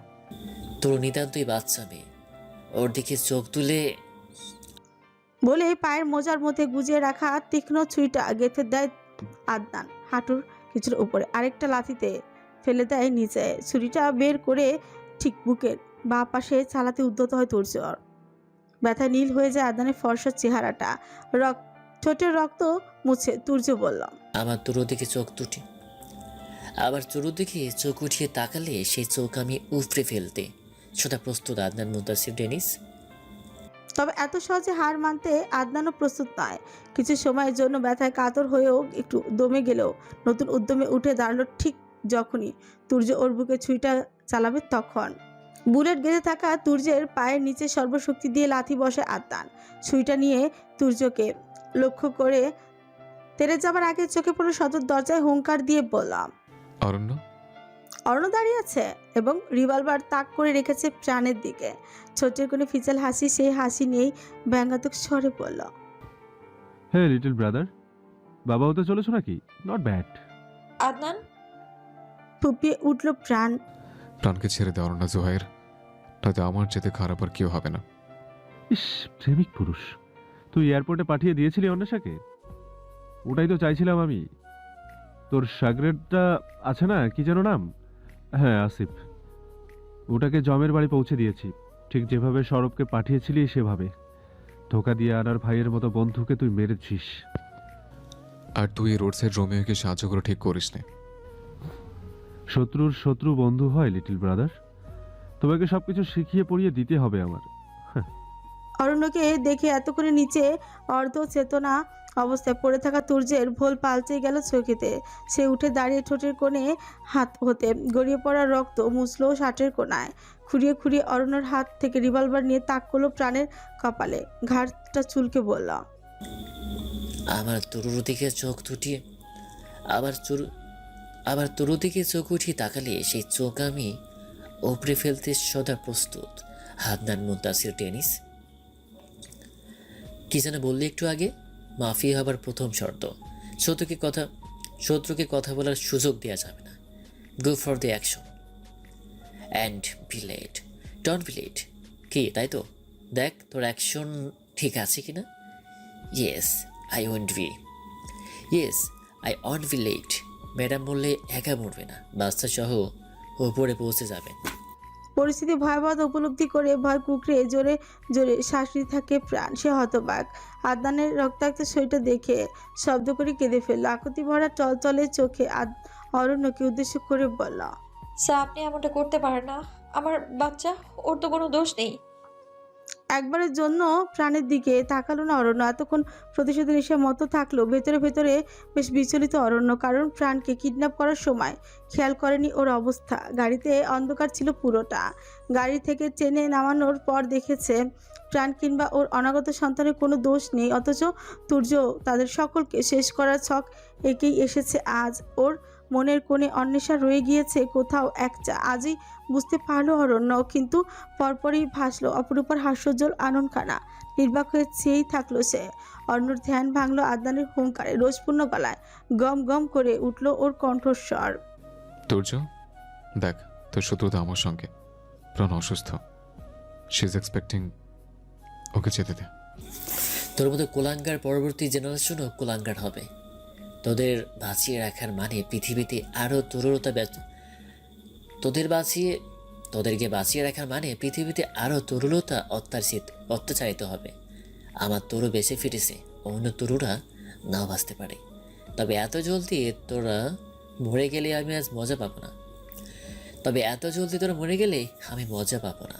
চল একটু খেলি। বলে এগিয়ে যায় তুর্য, ঘাটটা এপাশ ওপাশ করে যেন শান দিচ্ছে নিজের শরীরে। মুহূর্তে কয়েক ঘা বসিয়ে দেয় আদনানের চোয়ালে। আকুতি করে আদনান বলে। লেট প্রাণ গো, আমার অবস্থা সহ্য করতে পারবে না। তুমুল প্রহারে নিচে পড়ে যায় আদনান, তবুও থামলো না তুর্য। স্বামীর মৃত্যু নিজ চোখে দেখবেন আমাদের প্রাণ ম্যাডাম। জানিস আমার তরু প্যানিক অ্যাটাক সহ্য করতে না পেরে 3 তলা থেকে লাফিয়ে পড়েছে। খুলির হাড় ভেঙেছে, ওর শরীরে 10টা হাড্ডি ভেঙেছে। ওই বাচ্চা মেয়েটাকে 3 দিন ধরে রেপ করেছিস তুই। এত পাশার কীভাবে হলি? কলিজা কাঁপে না? তোর বউকে আমি এখন এভাবে রেপ করবো, সইতে পারবি? শুয়োরের বাচ্চা, প্রাণের নামও মুখে নেবে না তুই। তোরকে আমি মেরে ফেলবো, জাস্ট রাইট নাও। কেন আমার তোরকে কষ্ট দিয়েছিস কেন? তবে নিজের ভালোবাসা খেয়ে চিড়ে ঘুরে খেতে দেখলে বুঝবি আমার কেমন মরণ যন্ত্রণা হয়। আমি কিছু করিনি। তরুকের বাবা টাকার বিনিময়ে সাব্বির কাছে বিক্রি করেছিল। তোদের পুরো ফ্যামিলিকে সেই মেরেছে, নিজের বড়কে লুকিয়ে রাখতে। তোর বাবা ত্যায্য করতে চেয়েছিল, তাই সবাইকে মেরে ফেলেছে তোর চাচা। আর তরুকে বিক্রি করেছে। ভেবে দেখ, সিলিন্ডার ব্লাস্ট হলে সে সকালে সবাই থাকলে তরুর বাবা কোথায় ছিল? সে তো 11টার সময় থানায় যেত। আদন কথা বললেও মারাটা এক মুহূর্তের জন্য থামানি তুর্য, তবে এবারে থামালো। থামিয়ে বললাম। তুই এসব কিভাবে জানলি? তোদের বাড়ির কাজের লোকটা কোথায়? কখনো খোঁজ নিয়েছিস? তোর চাচা টাকার জন্য খুন করত। সিরিয়াল কিলার ছিল সে। টাকার লোভে তরুকে বিক্রি করেছিল। আর আমি বেইমান পছন্দ করি না বলে সাব্বির ওকে মেরে ফেলেছিল। আদনান তুর্যের কথোপকথনের মাঝে বিমূঢ় হয়ে থাকা অরণ্যর কাছ থেকে রিভলভারটা ছিনিয়ে নেয় প্রাণ। কাঁপতে থাকা হাতে রিভলভার তাক করে বলল, স্যার, আমাদের যেতে দিন। আদনান আর কখনো আসবে না বাংলাদেশে। অরণ্যর পেছনে থাকা 10 জন গার্ডরাও থেমে নেই, অস্ত্র তাক করলো প্রাণের দিকে। সেসবের তোয়াক্কা না করে তেজি গলায় প্রাণ বলল, I mean it, let us গো। ওদিকে আদনান শাসালো প্রাণকে, রুক্ষ গলায় বলল, বাড়াবাড়ি করবি না প্রাণ। নপ, কোনো বাড়াবাড়ি নেই। অরণ্য স্যার, আমি রিভলভার চালাতে পারি না, এই ভুলটা ভেবে বসবেন না। আদনান মুনতাসির ডেনিশ বিপদে পড়তে পারে জেনে তার একমাত্র সঙ্গিনীকে ট্রেন করেনি, এমনটা ভেবে নেওয়াটা বোকামো। ওদেরকে অস্ত্র ফেলে এখান থেকে চলে যেতে বলুন sir. I mean it. And you, rockstar Raihan, আপনি এক্ষুনি এখান থেকে চলে যাবেন, নয়তো আপনার পার্টনার অরণ্য জোহার ড্যানিশ নামক লোকটা জীবিত থাকবে না। আমি যদি নিজের স্বামী এবং বাচ্চাকে সেভ করতে না পারি, সেই জীবন আমার প্রয়োজন নেই। Do or die. হতবাক হয়ে থাকা তুর্যর সম্বিত ফিরে এলো কয়েক মুহূর্তে। হো হো করে এসে হাত তালি দেয় সে, এরপর বলল, ম্যাডাম প্রাণ, আপনি দেখি অনেক সাহসী। Yes, I am. মেরে ফেলতে চাইলে মেরে ফেলুন ম্যাডাম, নয়তো আমি তাকে আজ মারতামই। You know dad it is will be dead today, however it is. তুর্যের কথাটা বলতে দেরি একটা বুলেট এসে ওর বুকে বিঁধতে দেরি হয়নি, লুটিয়ে পড়লো তুর্য। এক ফোঁটা জল গড়িয়ে পড়ে চোখের কার্নিশ পেয়ে। এদিকে ওর তরু যে অপেক্ষায় আছে, তুর্যর স্বপ্নটা পূরণ করতে পারবে না তুর্য। চোখ বোঝার আগে অস্ফুট স্বরে বলল, আমায় ক্ষমা করে দিস তরু, তোকে বিয়ে করে সুন্দর জীবন উপহার দিতে পারলাম না। আমায় ক্ষমা করবি না লতাপাতা? বল, করবি না? তুর্যকে নিজে পড়ে থাকতে দেখে আদনান ছুটে লো অরণ্যর কাছে, গলাটা চেপে ধরে বলল, আর কত বিশ্বাসঘাতকতা করবে আমার সঙ্গে? এত কিছু যখন জানলি তখন এতটুকু খোঁজ নিয়ে দেখতি আমার মা মরিয়া এলিসনের প্রতারণার শিকার। সে কিছুই জানতো না। শেষ পর্যায়ে অ্যালিসন আমাকে মেরে ফেলার হুমকি দিয়েছিল। সন্তানের জীবন বাঁচাতে আমার মা অমনটা করেছিল, নয়তো আমার মা তোদের কোনো ক্ষতি করেনি। অরণ্য, তোর কি কখনো মনে হয়নি আমি কেন বারবার তোকে ছেড়ে দিই? কারণ আমাদের মায়েরা অ্যালিসনের খেলার গতি ছিল শুধুমাত্র। ওনারা নির্দেশ ছিলেন, কিন্তু নির্দেশ হওয়া সত্ত্বেও ওনারা নিজেদের জীবন দিয়েছেন। যদি কেউ শাস্তি পাবার যোগ্য, সেটা অ্যালিসন, যাকে তুই অলরেডি শাস্তি দিয়েছিস। তারপরে কেন আমার পেছনিস তুই? বানোয়াট গল্প অন্য কোথাও বল আদনান মুনতাসির ডেনিশ। তুই এবং তোর মা দুজনে ধোঁকাবাজ। তুই আমার কথা বিশ্বাস করবি না, তাই না? Never ever in my life, little brother. Then die, big brother. কোমরে গুজে রাখা ছুরিটা অরণ্যর বুকে গেঁথে দেয় আদনান। ঠিক তক্ষুনি আদনানকে আচমকায় আলিঙ্গন করলো অরণ্য, ঘুরিয়ে দেয় অন্য পাশে এবং তীক্ষ্ণ আর্তনাদ করে লুটিয়ে পড়ে অরণ্য। কেননা রিভলভার দিয়ে শুট করেছে তুর্য।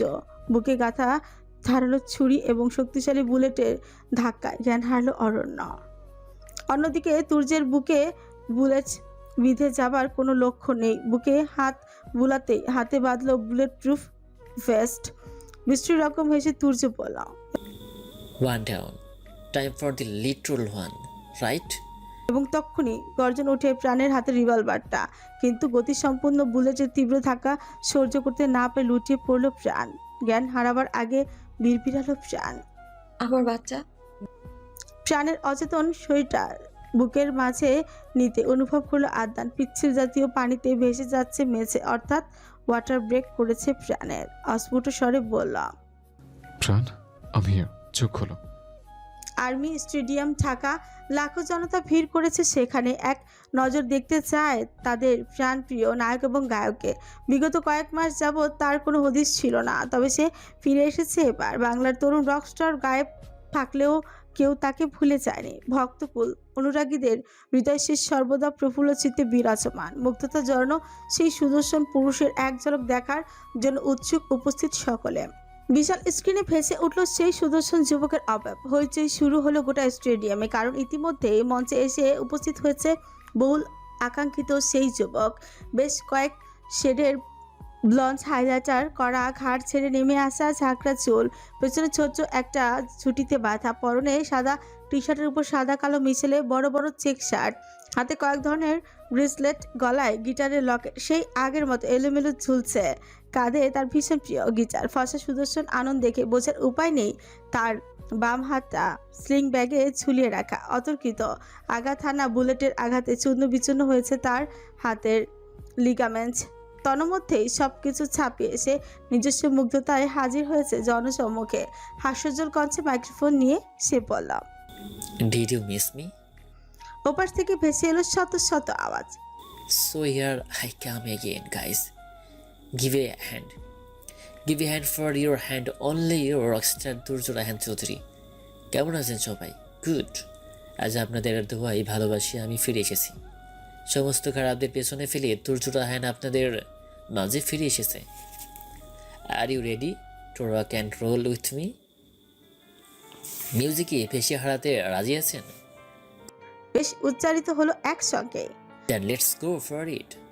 আপনারা আমার আপনজন, তাই সবাই আগে আপনাদের জানিয়ে দিতে চাই, this song is for my beautiful wife, my soulmate, my best half Tarulata. আমি আমার পরবর্তী গান তোকে ডেডিকেট করতে চাই তরুলতা।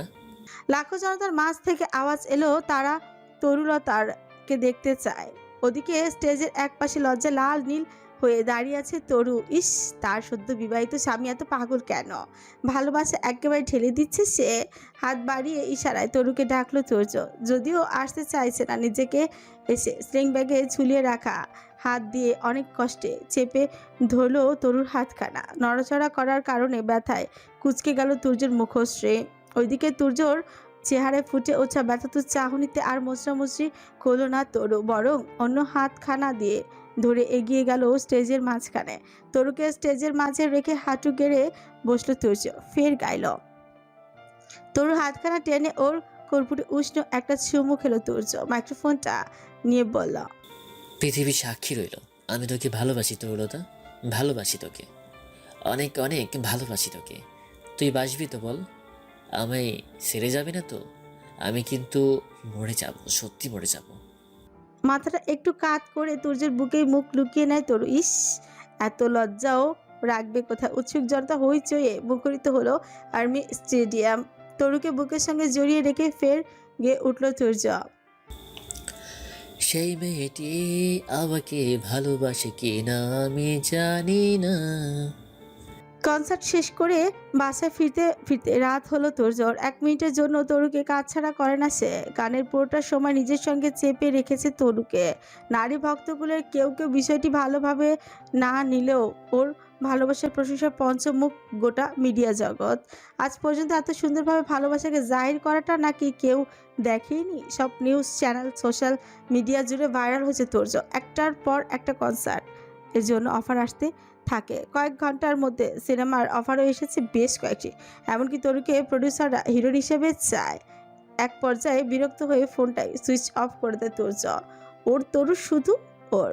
তরুর সৌন্দর্যটা ওর জন্য বরাদ্দ, টিভিতে জাহির করার জন্য নয় ওর। কিন্তু ওর কিশোরী বউ গেল কোথায়? কোমা থেকে ফেরার পর তরুর মেমোরি ফেরত আসেনি। ডাক্তারের ভাষ্যমতে আমাদের মস্তিষ্ক নাকি যে স্মৃতি আমাদের জন্য ক্ষতিকর সেটা অনেক সময় নিজ থেকেই ইরেজ করে দেয়। তরুর সেক্ষেত্রেও এমনটাই হয়েছে। এতেই উপরওয়ালার কাছে শুকরিয়া আদায় করে তুর্য। দরকার নেই তরুর জন্য ওইসব মেমোরি ফেরত আসার। সেই রাতে দ্বিতীয় জীবন পেয়েছে তুর্য। প্রাণের ছেঁড়া বুলেট আঘাত এনেছিল কাঁধে। সেখানকার হাড় ভাঙার তীব্র ব্যথা লুটিয়ে পড়েছিল সে। কিন্তু জ্ঞান ফেরার পর নিজেকে আবিষ্কার করেছিল হাসপাতালে। ওকে এখানে নিয়ে আসা ব্যক্তিটা আর কেউ না, বরং আদনান মুনতাসির ড্যানেজ। একটা ছোট্ট নোট রেখে গিয়েছিল আদনান ওর জন্য। তরুলতা needs you. Claude said, Romeo, go and live happily ever after. Don't mess with me again. ইংরেজিতে এটাই লেখা ছিল চিরকুটে। নিউ ইয়র্কে ফোন করে জেনেছে তরু ভালো আছে। ব্যাস, তুর্য নিজেও হাঁপিয়ে উঠেছে এইসব মারামারিতে। সাব্বির দোষী ছিল, তাকে নিজ হাতে শাস্তি দিয়েছে তুর্য। আর আদনানকে না হয় পরে এবারের মতন মাফ করে দিবে সে। হাসপাতাল থেকে কিছুটা সুস্থ হয়ে তরুর কাছে ছুটলো তুর্য। তারপর পেরিয়েছে 6 মাস। এই তো কিছুদিন আগেই তরুকে বিয়ে করে নিয়েছে সে। ঢাকায় নিজের গুলশান ফ্ল্যাটে টুনটুনির সংসার পেতেছে দুজনে। বিয়ের 2 মাস পেরিয়ে গেলেও তরুকে ছোঁয়নি। ওর যে ভীষণ ভয় হয়। আবার যদি তরুর প্যানিক অ্যাটাক হয়, না তরুর কিছু হলে তুর্য বাঁচবে না। তার চেয়ে বরং এভাবেই ভালো আছে ওরা, কোনো শারীরিক মিলনের দরকার নেই। তুর্যর ভাবনার মাঝে রুমে প্রবেশ করলো তরু। পরনে পাতলা শাড়ি, আঁচলটা বুকের উপর ভীষণ আবেদনময়ী হয়ে মেলে রাখা, খোলা চুলে প্রসাধনী বিহীন তরুকে কোনোভাবেই কিশোরী মনে হলো, বরং পরিপূর্ণ নারী রূপে হাজির হয়েছে সে। চোখ গিলে তুর্য বিবাহিত স্ত্রীর এমন আগুন ঝরা রূপে স্বামী নামক অবলা প্রাণীর মাথা নষ্ট হওয়া স্বাভাবিক। সেখানে তুর্য বহু বছরের পিপাসিত স্বামী। তরুর রূপ যেন মরুভূমির মরীচিকা। তুর্য জানে সেদিকে ছুটলে কিছুই পাবে না, তাই নজর নামিয়ে নেয় সে। কিন্তু তাতে লাভ হলো না। তরু আজ যেন পণ করে এসেছে তুর্যর সংযম ভাত ভাঙার। আয়নার সামনে দাঁড়িয়ে কোমরে পাতলা কোমর বাঁধা পড়তে চায় তরু। মিহিসরে ডাকলো তুর্যকে। দেখ তো কি হলো, এটা আটকাচ্ছে না কেন? তুই নিজেই কর, আমাকে বলছিস কেন? কেন হেল্প করবে না? রাত বিরাতে তোর সব পড়ার দরকার কি? আর শাড়ি পরছিস কেন? এমন পেতনি সেজে এসে আমাকে ভয় দেখাতে চাইছিস? এমন পেতনি সেজে এসে আমাকে ভয় দেখাতে চাইছিস? খবরদার লতাপাতা, আমি মন্ত্র জানি, আমাকে ভয় দেখানোর চেষ্টা করবি না। রেগে গেল তরু। সে তো তুর্যকে কাছে আসার জন্য আহ্বান জানাতে এসেছিল, আর এই শয়তান ছাগলটা ওকে খোঁচা দিল। গাল ফুলে চলে যাওয়ার আগেই বলল, তুমি কি অসুস্থ? অসুস্থ মানে? আমি পুরো ফিট অ্যান্ড ফাইন, দেখলি না? কনসার্টে মেয়েরা কেমন গেলে খাচ্ছিল আমাকে। মন খারাপ হয় তরু। তাহলে কি তুর্যর জীবনে ওর ভূমিকা কি? কেন কাছে আসে না তুর্য? ফের শুধায় তরু। তাহলে তোমার শারীরিক দুর্বলতা আছে। শহরের দেয়ালে যেসব পোস্টার লাগানো থাকে সেখান থেকে মেডিসিন খেলেই পারো। তুই আমাকে অক্ষম বলতে চাইছিস লতাপাতা? আমি কিছু বলিনি, তোমার কাজ বাজি এমন সন্দেহ হলো আর কি। বিছানা থেকে উঠে এসে তরুকে নিজের সাথে শক্ত করে চেপে ধরে তুর্য। গ্রীবার ভাঁজে নাক খসে বলল, তুই পেকেছিস? হ্যাঁ, আমায় অক্ষম বললি না? হ্যাঁ, আমি যদি ক্ষমতা দেখাই টিকতে পারবি তো? আমি কিছু বলিনি, যেতে দাও বলছি। ঘুমন্ত বাক্যে কাঁচা মাংসের লোভ দেখিয়ে রেখে তুলেছিস তুই। এবার সামলানোর দায় তোর লতাপাতা। ইস, বাঘ নয় তুমি গরু একটা। ছাড়ো, এতদিন খবর ছিল না কেন? এখন আমি তোমাকে লোভ দেখালাম। আমি তো আসলেই করু, সেজন্য তো খেয়ে ফেলবো লতাপাতা, পুরোটাই খেয়ে ফেলবো, খেয়ে হালাল করে ফেলবো আজ তোকে। তুর্যর লাগামহীন কথায় ছুটে পালাতে চায় তরু, তবে সেটা হতে দেয় না তুর্য। বরং নিজের সঙ্গে আরো আটো ভাবে চেপে ধরে বলে, সত্যিই চাইস তরু? আমি তোর কাছে আসবো, অনেক কাছে। তুই রাগ করবি না তো শোনা? লজ্জায় আইচাই করা তরু মুখে কুলুপ আটলো। শাড়ির কোনা ধরে চুপ করে দাঁড়িয়ে রইল, যেন নীরব সম্মতিতে নিজেকে সঁপে দিতে চাইছে তুর্যর কাছে। হ্যাঁ লতাপাতা, হুম, তোকে নিজের করে নি একটুখানি। আর নিজেকে থামাতে পারে না তরু। আকুলতা নিয়ে তুর্যের কাছে অনুমতি চাওয়াটাই শুধু কানে বাজলো ওর। চকিতে তুর্যকে জড়িয়ে ধরলো তরু। মুখ বুঝলো তুর্যর উষ্ণ বুকে। ঝট করে তরুকে কোলে উঠিয়ে নেয়, বিছানায় ছুঁড়ে ফেললো তুর্য। ধীরে ধীরে এগিয়ে গেল তার লতা পাতার কাছে।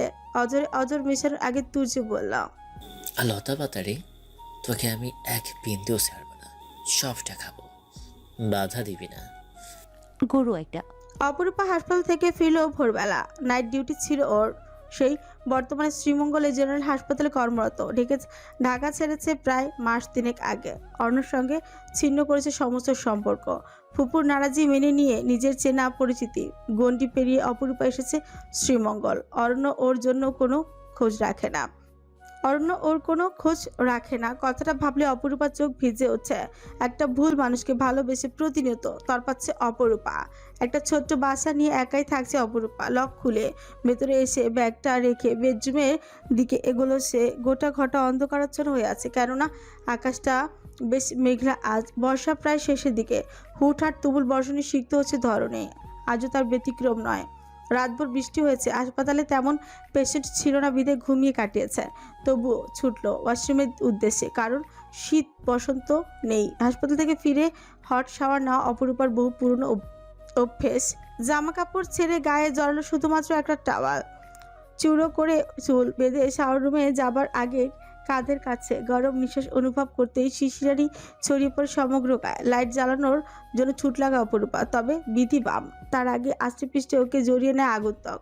মুখটা গুজে দেয় গ্রীবার গহীনে, শক্ত কামড়ে দাগ বসিয়ে দেয় সেটায়। অপরূপা পিচ গিয়ে ঠেকেছে আগন্তুকের নগ্ন বুকে। আগন্তুকের স্পর্শে বিচলিত হলো না অপরূপা, কারণ এই স্পর্শ ওর ভীষণ চেনা। শুষ্ক মরুভূমির মতো সেও তৃষ্ণার্ত। জোরে জোরে শ্বাস নিয়ে বিড়বিড় করলো অপরূপা। অরণ্য, অদরের স্পর্শে পাগল করে তুলল অপরূপাকে। বেহায়ার হাতে নির্লজ্জ স্পর্শে ছুঁয়ে দেয় নারীদের সুগঠিত সৌন্দর্য। অপরূপাকে কোলে উঠিয়ে নেয় অরণ্য। অধর মেলালো অধরে, শুষে নিতে থাকে অধর সুধা, যেন বহু বছরের তৃষ্ণার্ত পথিক পানির সন্ধান পেয়েছে। ধীর পায়ে হেঁচে এলো ওয়াশরুমে, শাওয়ারটা ছেড়ে দাঁড়ালো বহমান পানির নিচে। অদরের বেপরোয়া কর্মকাণ্ডে দিশেহারা হলো অপরূপা। ভেন্টিলেটর দিয়ে আসা সামান্য আলোয় দেখলো আরাধ্য মুখবিরর। ঠান্ডা পানিতে মিলেমিশে যায় দুটো শরীর। নিজেকে দমাতে না পেরে দুহাতের আজলায় নেয় অন্যর মুখটাকে। অপরূপা অদর ছেড়ে কপালে কপাল ছেঁকিয়ে রাখে। দুজনেই উত্তপ্ত, ঘন ঘন শ্বাস আসে পড়তে থাকে। আপনি এতটা পাষাণ অপরূপা? এখন আমি পাষাণ, আর আপনি? আমি তো খারাপ। আপনি জেনে শুনে আপন করে নিয়েছিলেন আমাকে, তবে আমাকে ছেড়ে এলেন কেন? আপনি নিজেকে বিপদের সম্মুখীন করার আগে আমার কথা ভেবেছেন? সেদিন আমি সময় মতো না পৌঁছালে আপনার কিছু হয়ে গেলে আমি বাঁচতাম? আমি মরে যেতাম। আপনি তো শুধরাবেন না, তাই আমি সরিয়ে নিয়েছি নিজেকে। আপনি নিষ্ঠুর অপরূপা। আপনার চেয়ে কম। বাঁকা হাসলো অর্ণ, হাত বাড়লো অপরূপার পরনের টাওয়ালের দিকে, নেশালো গলায় বললাম। আপনার অনেক শাস্তি পাবার আছে অপরূপা, ভালোবাসার শাস্তি। শুকনো ঠোক গিল অপরূপা, কারণ অরণ্যর ভালোবাসার শাস্তি সম্পর্কে এর আগেও প্রমাণ পেয়েছে সে। দেখুন, আপনি আমার সঙ্গে জোর করতে পারেন না। আমি আপনাকে জোর করছি? অবশ্যই। আচমকায় অপরূপাকে পাজা কোলে থেকে নামিয়ে দেয় অরণ্য। তড়িৎ গতিতে চেপে তুলো ওয়াশরুমের দেয়ালে। অদরের আক্রমণে বেপরোয়া ছোঁয়ায় পাগল করে তুলল। চূড়ো করে বাঁধা চুলগুলোকে খুলে দিয়ে কাঁধে বুকে গিবা দেশে অদরের স্পর্শ একে দিয়ে মাতাল করে তুলো অরণ্য। হঠাৎ থেমে যায় অরণ্য। এতক্ষণ দু চোখ খেছে বন্ধ থাকলেও ভালো লাগার স্পর্শ না পাওয়ায় চাইল সে। আর তখনই নজরে এলো অরণ্যর বাঁকা হাসি। চোয়ালে হাত বুলিয়ে বলল, আমি নিষ্ঠুর, তাই না? ওকে ডক্টর অপরূপা ইবনা, গুড বাই ফর এভার। হতবিহ্বল হয়ে যায় অপরূপা। এই লোকের আঘাত লেগেছিল বুকে, পিছে, কিন্তু সমস্যা হচ্ছে মাথায়। পরক্ষণে বুঝলো চালাক লোকটার মতিগতি। চাইছে ভালোবাসায় মাতাল অপরূপা কোনো একটা ভুল করে বসুক। মিষ্টি করে হাসল অপরূপা। অরণ্যকে সম্পূর্ণভাবে অদেখা করে ব্যস্ত শ্রীয় কার্যে। পাশ থেকে বডি ওয়াশ নিয়ে গায়ে মাখতেই থাকে যেন মূর্তিমান। সামনে দাঁড়ানো 6 ফুট উচ্চতার শ্যামবর্ণের যুবক অনুপস্থিত। ঝর্ণার পানি ভিজিয়ে দিচ্ছে ওর নারী শরীর। নিজেকে সংযত করার চেষ্টা চালিয়ে ব্যর্থ হলো অর্ণ। আগ্রাসী প্রেমিকের মতো ঝাঁপিয়ে পড়লো মাতাল করা বেহিসাবি আদিম ভালোবাসায়।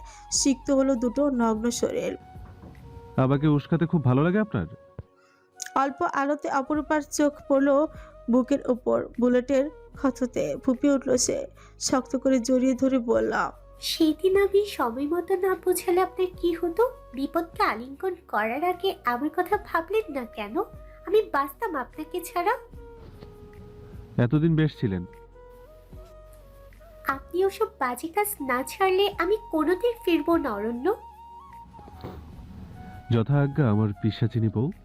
একটা ভুল বুঝিতে অনেক পাপ করে ফেলেছি আমি, কিন্তু আর নয়। সত্যি? 100% সত্যি। Now can I get my wife? My monster is getting ruthless. বলে দানবের মতো হামলে পড়লো অরণ্য। বেশ কিছুক্ষণ পর ভালোবাসে হাসপাস করতে থাকা অপরূপা বলল, এটা ওয়াশরুম মিস্টার পিশাচ। So let it be Mrs পিশাচিনী। মধ্যরাত, আকাশে জলজল করছে তারকার আছে। ধোয়া ওঠা এক মগ কফি বানিয়ে অপরূপা ছাদে এলো। অবশ্য একা আসেনি, অর্ণ ওকে পাজা করে করে উঠিয়ে এনেছে। ছাদে রাখা দোলনায় অপরূপাকে বসিয়ে দিয়ে নিজেও বসলো ওর পাশে। গিটারটা হাতে নিয়ে কফিতে এক চুমুক দিয়ে গাইল। বসফরাস প্রণালী ইস্তাম্বুল বিশাল ডেকের কার্নিশে বসা প্রাণ। পরনে নীল রঙা ফুল গাউন, চুল খোলা, চুল উঠছে প্রণালীর ঝড়ো হাওয়ায়। সিগালের পাল উড়ে বেড়াচ্ছে এদিক ওদিক। অথই জলের জলরাশি দিকে মুগ্ধ নয়নে অবলোকন করতে থাকে। ধীর গতিতে গিয়ে দাঁড়ালো ডেকের রেলিংয়ের কিনারে। চোখটা বুজে অপেক্ষায় থাকে কাঙ্ক্ষিত স্পর্শে। মিনিট কয়েক গণনার আগে অনুভব করলো তাকে আষ্টেপৃষ্ঠে জড়িয়ে ধরেছে চিরচেনা সেই স্পর্শ। তার মেন্স পারফিউমের ঘ্রাণ রন্ধ্রে রন্ধ্রে পরিচিত। ওর কানলতিতে চুমুকে ফিসফিস করে উঠল তার গাঢ় স্বর। ফ্রেঞ্চ কিস বেশরম। Always for you. আয়হান কোথায়? Siya and Asif, talk to him. সেগল ধরতে গিয়েছে ওরা। উফ, আমি তো তোমাকে জানাই না প্রাণ, কিন্তু ছেলেটা অমন হলো কেন? আমাকে দেখলে যেন মনে হয় আমি ওর শত্রু। তোমাকে কতদিন কাছে পাই না। ছেলেকে বিয়ে ছেলে বাবাকে ভুলে গেছো তুমি। অতটুকু বাচ্চাকে হিংসে করছো তুমি? হিংসে? শুধু হিংসে নয়, ওর হানুমনে আমি কি মাঝখানে ঘুমিয়ে থাকবো, হার্টে রেখে নাটক করবো, দেখে নিও। আমাকে বউয়ের কাছে ঘেঁষতে দেয় না, কিন্তু ছেলে এখানে নেই, আর তুমি আমাকে ডিস্টার্ব করছো প্রাণ। কই? বাকিটা শেষ করার আগে প্রাণের নিটল ঠোঁট জোড়া আঁকড়ে ধরে আদনান। আদনানের ধ্যান ভাঙলো ফোনের রিংটনে। প্রাণকে নিজের সঙ্গে চেপে ধরে গ্রীবায় নাক ঘষতে ঘষতে কথাগুলো বলতে থাকে সে। Don't worry, Asu will take care of it. Your order will be reached soon. After all, I'm Adnan Muntasir Danis. তুমি এসব 2 নম্বরই ছাড়বে কবে? প্রাণের অধরে অধর ফের ডোবানোর আগে আদনান ফিসফিস করে বলল, Once a mafia, always a mafia. My প্রাণ পাখি। পরিশিষ্ট। চোখ খুলতে ধরফড়ি উঠে বসতে চেষ্টা করলো দ্রিজা, তবে ব্যর্থ হলো সে প্রচেষ্টা। একটু নড়াচড়া করতে পারলো না, কেননা একটা কঠোর চেয়ারে সম্ভবত পরিত্যক্ত অন্ধকারাচ্ছন্ন কোনো গোডাউনে বসিয়ে রাখা হয়েছে।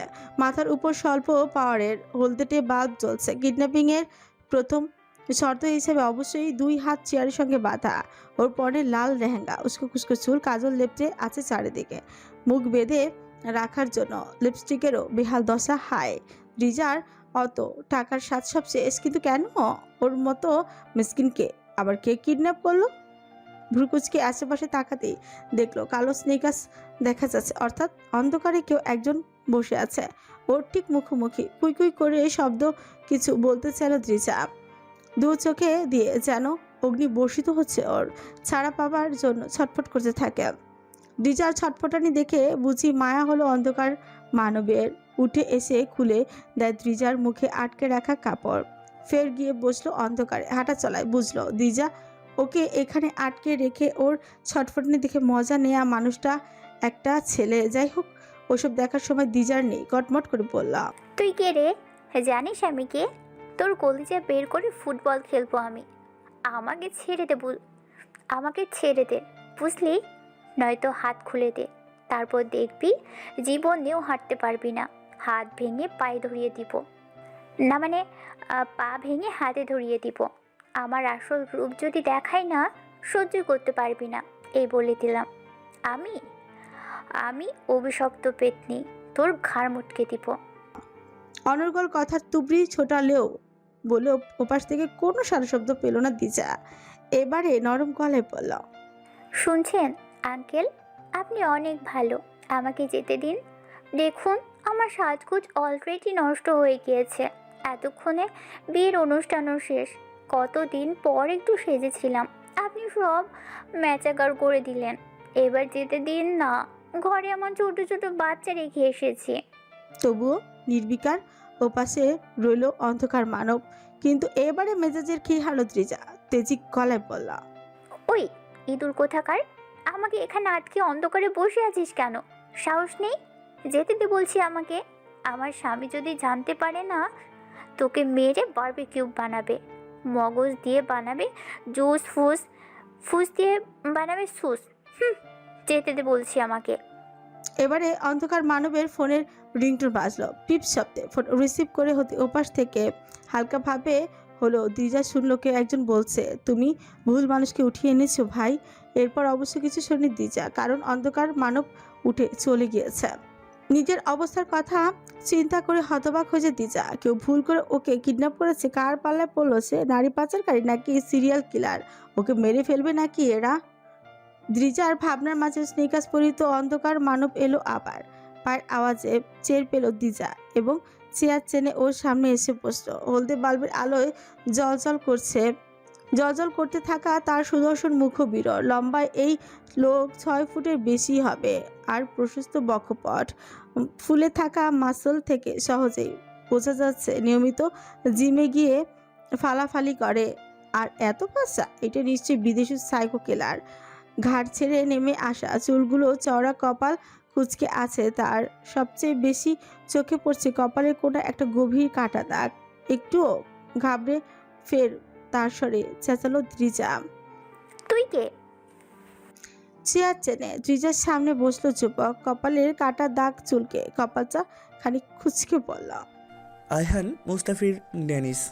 হ্যালো বন্ধুরা, গল্পটি এখানেই শেষ। তো হয়তো একটি আলাদা রকম গল্পটি আপনাদের কাছে কেমন লেগেছে আজকে কিন্তু অবশ্যই কমেন্ট করবেন, এবং গল্পটি ভালো লাগলে আপনার বন্ধুদের মাঝে শেয়ার করবেন।